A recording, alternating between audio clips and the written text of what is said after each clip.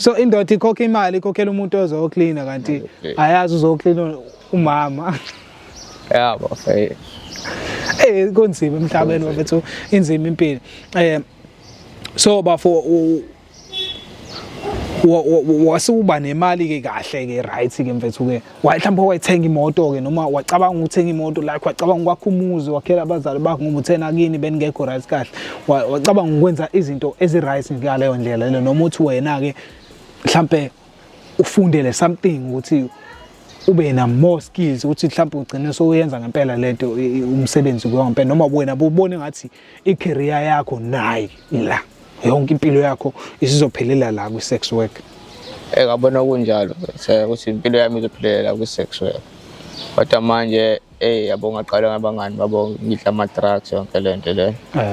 Phela abanzima kakhulu yabo. Mfethu.